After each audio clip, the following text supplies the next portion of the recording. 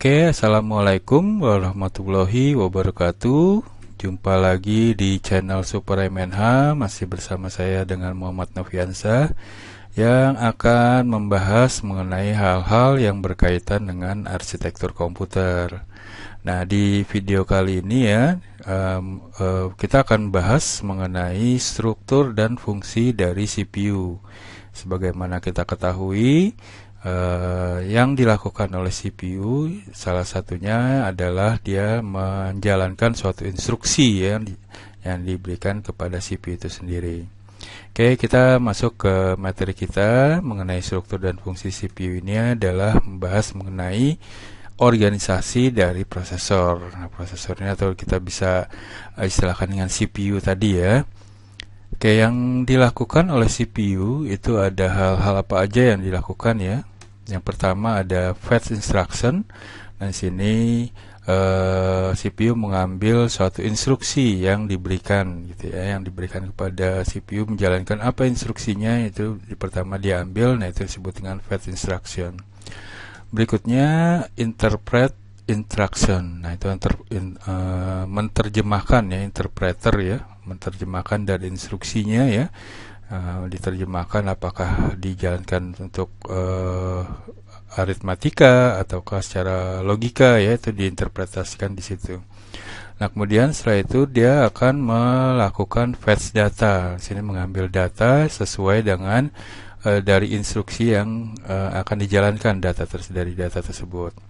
Setelah itu dia akan mengambil proses data, dia akan mengolah datanya dari instruksi yang dilakukan terhadap data, kemudian diproses ya, itu proses data. Dan setelah itu dia menulis data atau yang disebut dengan write data. Jadi hasil dari proses tadi dia akan disimpannya di dalam memori pastinya ya. Nah, itu 5 hal yang dilakukan oleh CPU: fetch instruction, interpret instruction, fetch data, proses data, dan write data.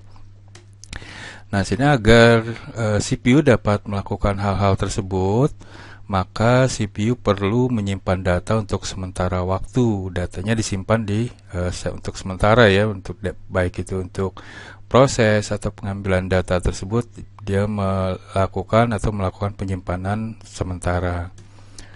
Nah, CPU harus dapat mengingat lokasi instruksi terakhir sehingga CPU akan mengambil instruksi berikutnya. Nah, ini yang dilakukan oleh program counter ya di situ ya. Nah, kemudian CPU perlu menyimpan instruksi dan data untuk sementara waktu pada saat instruksi sedang dieksekusi. Jadi, dengan kata lain, CPU memerlukan memori internal yang berukuran kecil, yang biasanya kita sebut dengan register, gitu ya, di materi kita sebelumnya tuh kita pernah.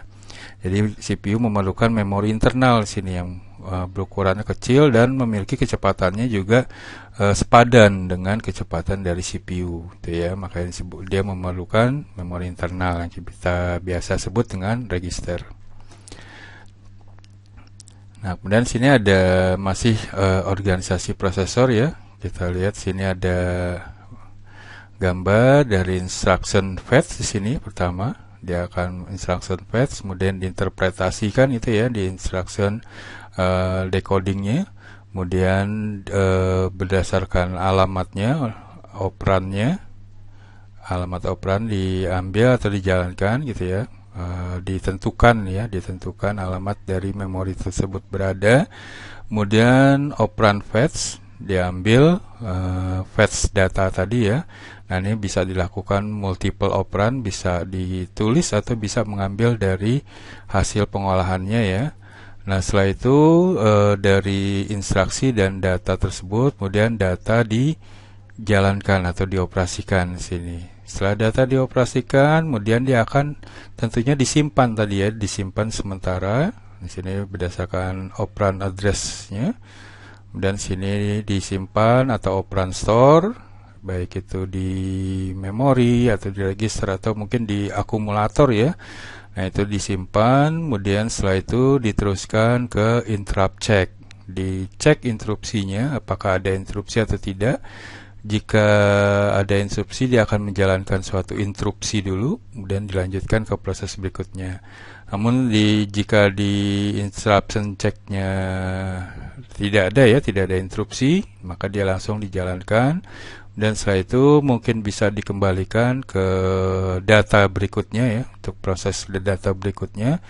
Misalkan contoh kemarin kita A tambah B dibagi C dikurang X E kali F, misalkan seperti itu. Jadi dilanjutkan. Namun kalau udah selesai atau dijalankan instruksi komplit, nah dia akan mengambil instruksi berikutnya sini berdasarkan alamatnya, dan prosesnya berjalan terus seperti ini. Nah itu berdasarkan gambar dari organisasi prosesor yang dijalankan tadi, 5 proses yang dijalankan, 5 proses dari yang dilakukan oleh CPU atau prosesor sini.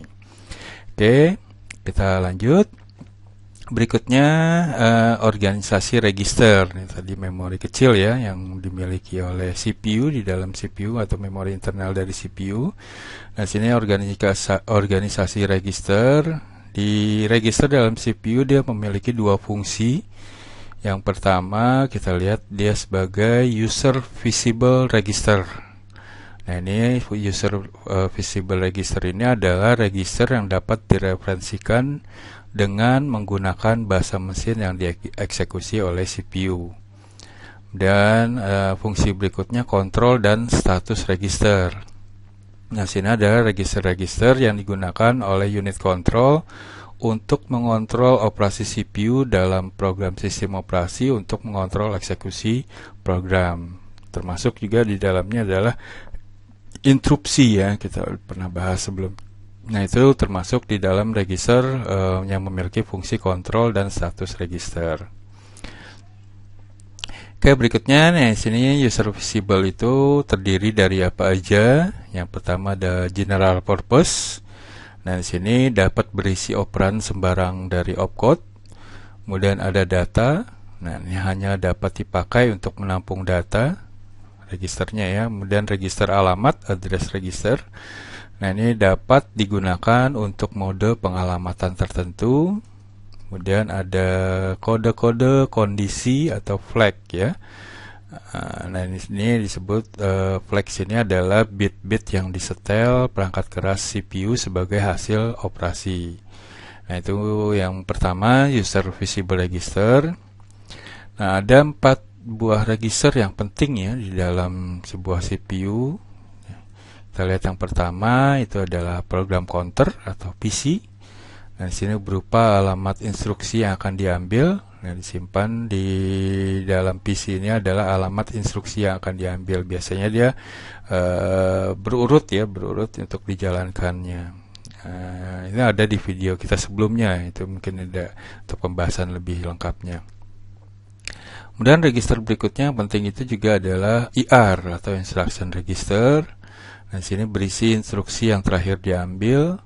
Kemudian yang ketiga adalah MAR atau Memory Address Register. Nah, ini berisi alamat sebuah lokasi di dalam memori. Ya, sebagai operannya nanti berada di alamat di suatu lokasi di dalam memori ya.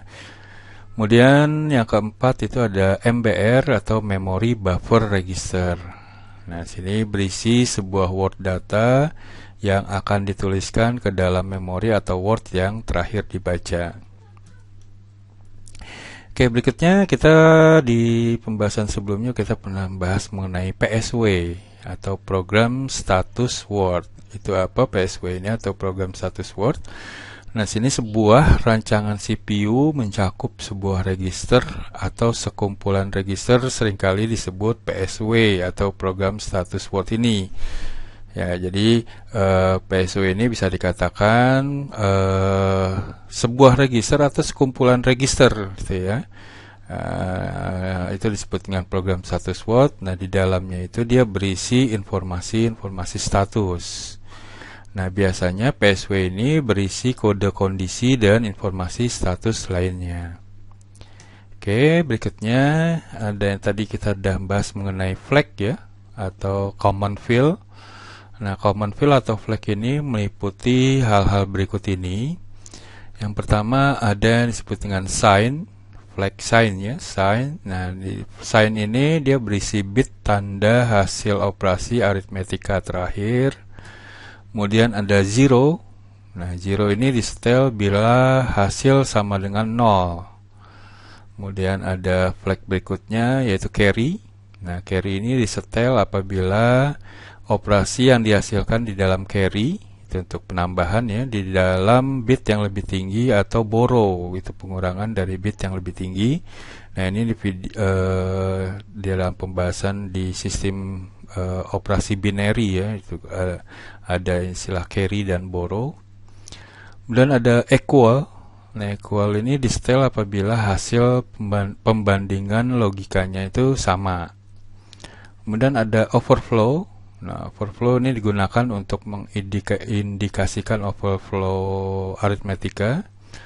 Kemudian ada interrupt, enable, or disable. Nah, di sini digunakan untuk mengizinkan ataupun mencegah dari suatu interupsi. Dan berikutnya adalah supervisor. Nah, supervisor ini mengindikasikan apakah CPU sedang mengeksekusi dalam mode supervisor atau dalam mode user. Oke, berikutnya kita lihat siklus instruksi. Nah, siklus instruksi termasuk adalah proses tidak langsung ya.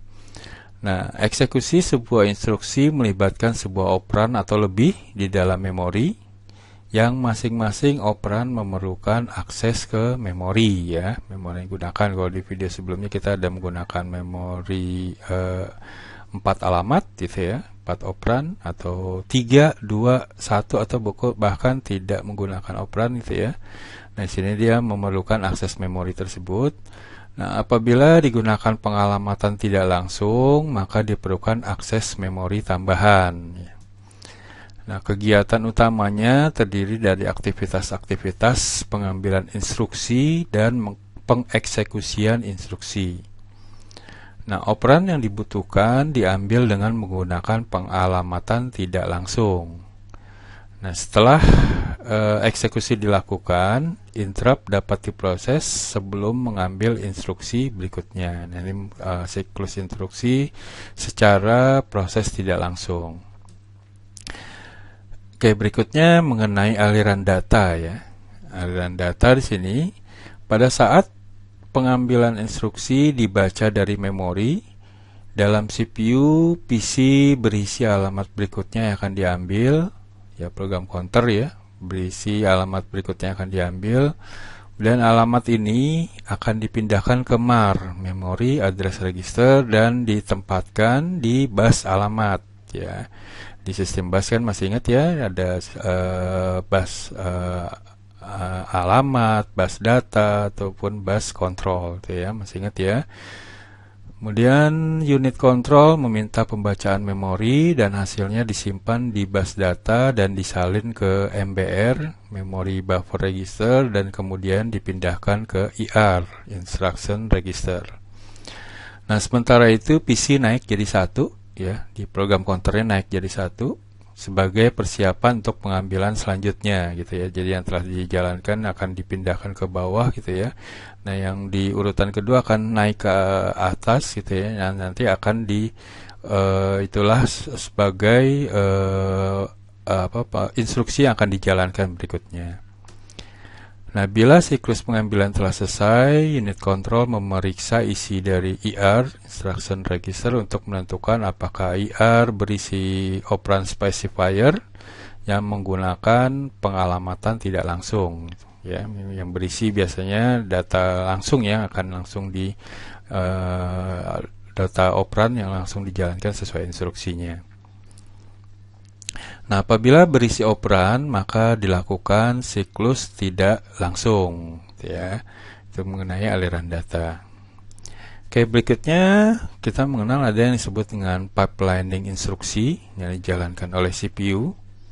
Nah, efisiensi sebuah sistem komputer akan dinilai berdasarkan kecepatan dari perangkat keras dan fasilitas-fasilitas perangkat lunaknya. Jadi dengan kata lain, sebuah sistem komputer akan dibilang efektif atau efisien gitu ya jika kecepatan hardware-nya itu sebanding atau terdapat juga fasilitas-fasilitas yang mendukung dari perangkat lunaknya gitu ya.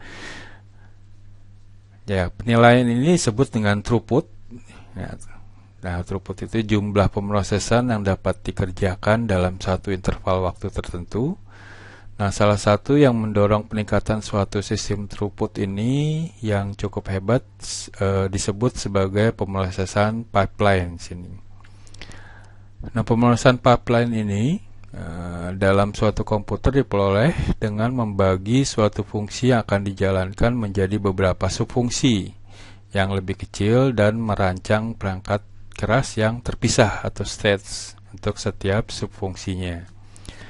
Nah, states itu kemudian bersama-sama membentuk pipeline tunggal untuk menjalankan fungsi asli. Jadi dengan pipeline ini, suatu instruksi yang panjang gitu ya, itu akan dipecah menjadi subfungsi.